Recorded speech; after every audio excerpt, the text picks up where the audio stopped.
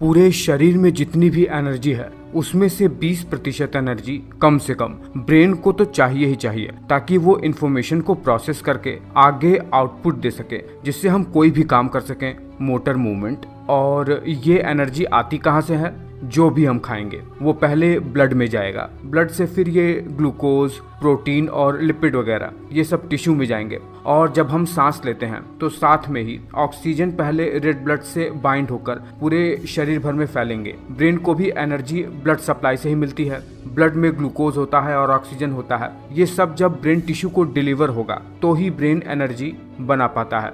अगर ब्रेन को किसी भी कारण से ऑक्सीजन मिलना बंद हो जाए तो कुछ सेकंड बाद ही ब्रेन की टिश्यू मरना शुरू कर देंगे और ब्रेन डेड हुआ, मतलब व्यक्ति की मृत्यु कुछ ही सेकंड में। ऐसी ही एक बहुत ही खतरनाक बीमारी जिसमें ब्रेन के टिश्यू को ऑक्सीजन और न्यूट्रिएंट्स मिलना ही बंद हो जाता है, उसके बारे में आज हम बात करेंगे, जिसे हम ब्रेन स्ट्रोक के नाम से जानते हैं।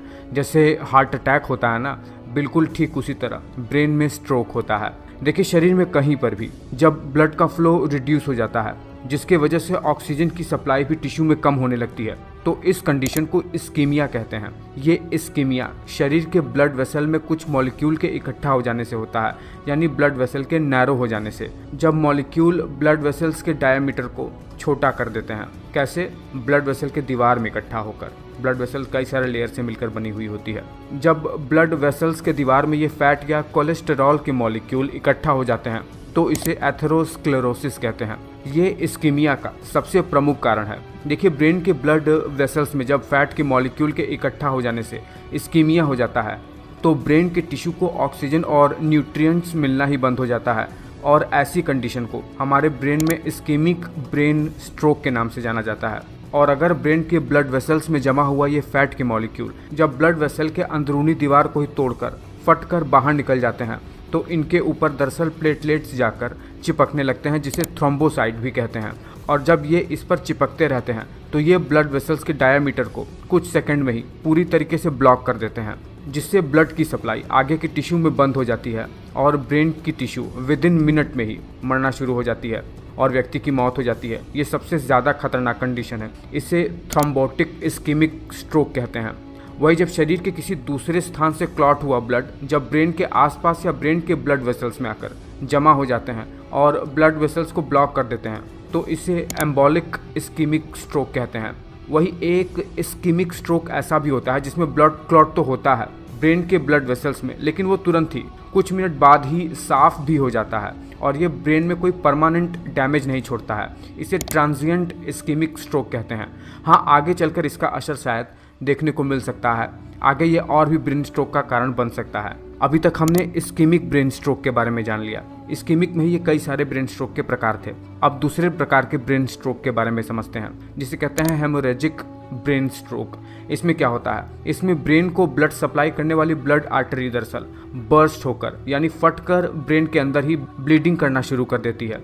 अगर ब्रेन और ब्रेन के ऊपर जो कवरिंग है मेनिंजेस, उसके बीच में अगर ब्लड वेसल्स बर्स्ट हो जाती है तो कवरिंग की स्वेलिंग हो जाने के कारण से यहाँ पर ब्रेन सेल पर दबाव पड़ता है और ब्रेन सेल मरना शुरू हो जाती है। इसे सब अरेक्नॉइड हेमोरेज कहते हैं।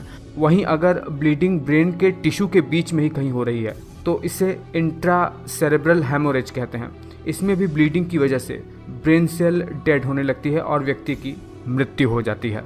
आपको बता दें कि हेमोरेजिक ब्रेन स्ट्रोक सिर में चोट लग जाने से, ब्रेन में ट्यूमर हो जाने से या हाई ब्लड प्रेशर के कारण से होता है। वही जो इस्कीमिक ब्रेन स्ट्रोक है जिसमें ब्लड वेसल्स नैरो हो जाती हैं, उसका मुख्य कारण smoking, heart disease, high blood pressure, diabetes जैसी कई सारी चीज़ें हो सकती हैं, या हाई कोलेस्ट्रॉल वाले फूड का इंटेक। अब अगर किसी को ब्रेन स्ट्रोक हो रहा है तो इसका सिम्टम्स क्या क्या होगा? वैसे तो ये बहुत ज़्यादा खतरनाक बीमारी है। अगर किसी को भी ब्रेन स्ट्रोक हो रहा है तो विद इन कुछ मिनट के अंदर ही व्यक्ति मर जाता है। पर जो सडन सिम्टम्स देखने को मिलेंगे वो कुछ इस तरीके से होंगे कि बिल्कुल अचानक से नमनेस और वीकनेस देखने को मिलेगी व्यक्ति के चेहरे में, आर्म्स में और लेग्स में। चेहरे का एक हिस्सा बिल्कुल लटक सा जाएगा, कन्फ्यूजन होने लगेगा, व्यक्ति बोल ही नहीं पाएगा और जो सामने वाला व्यक्ति बोल रहा है वो उसे समझ ही नहीं पाएगा। व्यक्ति तुरंत वहीं पर बेहोश होकर गिर जाएगा। अगर आप ऐसे किसी भी व्यक्ति को देखें बिना झिझक तुरंत हॉस्पिटल में फ़ोन लगाइए, एम्बुलेंस को बुलाइए। मैं आशा कर रहा हूँ कि एक ऐसा जटिल टॉपिक में आसान से आसान शब्दों में समझा पाने में सक्षम हो पाया हूँ।